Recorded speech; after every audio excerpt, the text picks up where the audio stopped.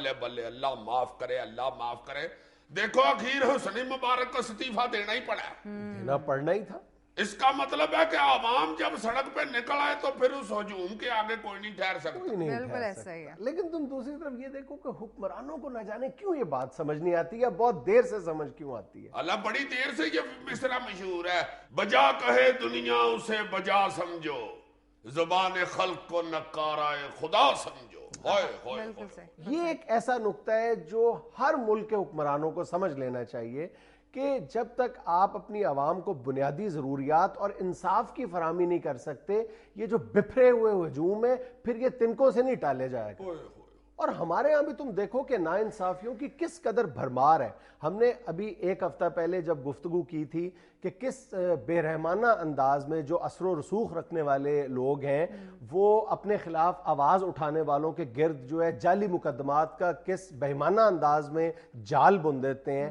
اور اس گفتگو کے ایک ہفتہ بعد تک یقین کرو کہ میرے پاس بیسیوں اس طرح کے کیسز سامنے آئے ہیں جن میں بے بس لوگوں نے ہمیں اپروچ کرنے کی کوشش کی ہے کہ خدا کے لیے ہم بھی کسی ایسے ہی شخص یا گروہ کا شکار ہو چکے ہیں، ہماری بھی مدد کریں۔ ایک بالکل ایسا ہی شخص، ایک باریش آدمی چند روز پہلے میرے پاس آیا ہے اور اس نے بلبلا کے گڑگڑا کے مجھ سے درخواست کی ہے کہ خدا کے لیے میری بھی کچھ مدد کریں۔ تو میں نے کہا تھا کہ آپ کے کیس میں مجھے بہت جان نظر آتی ہے اور میرے لیے یہ سب کچھ یقین کر لینا بہت مشکل ہے، لیکن جب میں نے اپنے طور پر ساری تحقیقات کی تو اس کی بات حرف بحرف سچ تھی۔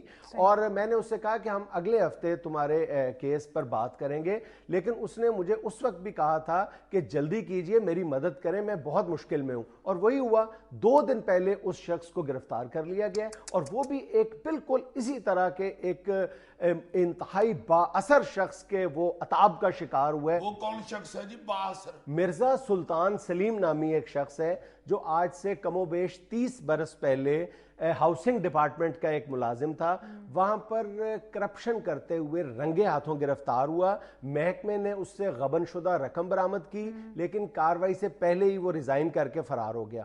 پھر مفروری کی حالت میں ہی وہ محکمہ سوئی گیس میں ملازم ہو جاتا ہے اور وہاں پر بھی وہ اپنی ساری حرکتیں جاری رکھتا ہے۔ وہ جو کہتے ہیں نا کہ چھٹتی نہیں ہے کافر منہ کو لگی ہوئی، اس کو کرپشن کی عادت تھی، وہ جاتی نہیں تھی۔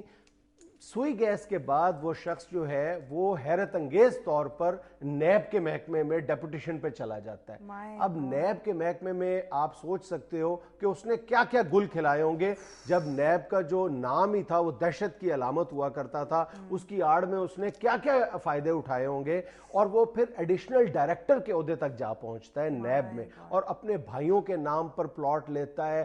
خود جہاں پر بھی اس کو کوئی متنازع معاملہ نظر آتا ہے وہ اپنا نام اور دھاک استعمال کر کے اس پہ قبضے کر لیتا ہے۔ جعلی کاغذات بنانا اس کے بائیں ہاتھ کا کھیل تھا، اور دھمکیاں دے دے کر وہ لوگوں کی جائیدادیں سمیٹنا شروع کر دیتا ہے۔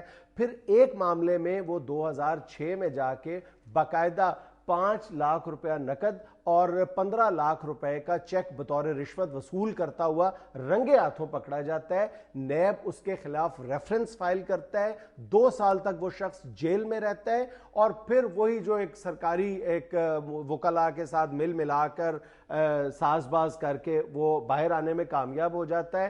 اب جب وہ باہر آتا ہے تو تم اندازہ کرو کہ اس کے بعد وہ کون سا محکمہ جوائن کرتا ہے۔ میں تمہاری ذہانت کا امتحان لیتا ہوں، تم بتاؤ کہ وہ آج کل کہاں پہ تعینات ہوگا، وہ شخص کہاں پہ ہوگا؟ محکمہ کون سا اس نے جوائن کرنا ہے؟ وہ یا کسی جیل میں ہوگا یا باہر فرار ہو گیا ہوگا کسی غیر ملک میں۔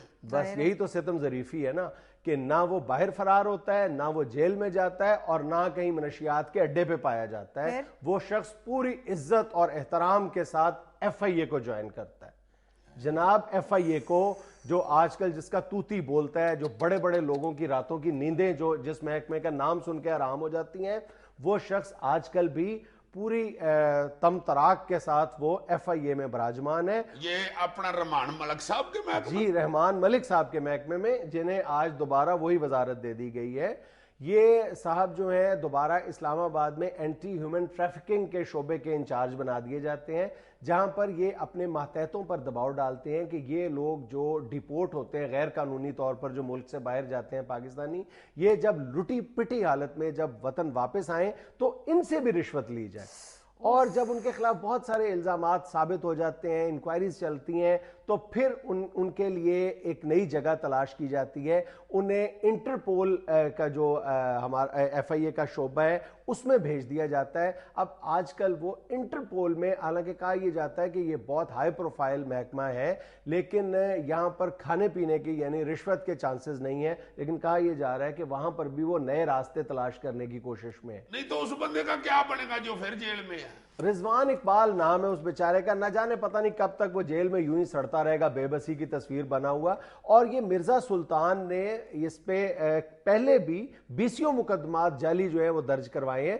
جن میں سے وہ باقاعدہ باعزت طور پر بری ہو چکا ہوا ہے. اور زیادہ دلچسپی کی بات یہ ہے کہ رضوان نے پہلے مرزا سلطان پر ایک کیس درج کروایا تھا جو اس نے اپنے اثر و رسوخ کی وجہ سے خارج کروا کر الٹا اس پر مقدمہ درج کروا دیا. تو سر یہ مرزا سلطان سلیم رضوان کے پیچھے ہاتھ دھو کر کیوں پڑ گیا؟ بس راہ چلتے اس کے رضوان کے 2 پلاٹ تھے جس پہ مرزا صاحب کی نظر تھی اور وہ اسے ہڑپ کرنا چاہتے تھے اپنی طاقت کے خمار میں. نیب میں اس وقت اعلیٰ عہدے پر فائز تھے لیکن انہوں نے ایسا کرنے سے انکار کر دیا, اپنے پلاٹ انہوں نے سرنڈر کرنے سے انکار کر دیا جس کی آج وہ سزا بھگت رہا ہے بیچارہ. ہائے ہائے ہائے ہائے ہائے, میں صدقے قربان میرا سونا پاکستان. اب یہ جو بیچارہ اندر ہو گیا ہوا ہے الٹا, اس کی اب سننی کس نے ہے؟ اوپر والا ہی سنے گا. یا حکومت کی بات کرتے ہو تو رحمان ملک صاحب سن سکتے ہیں. جناب رحمان ملک صاحب دوبارہ وزارت مبارک ہو حضور.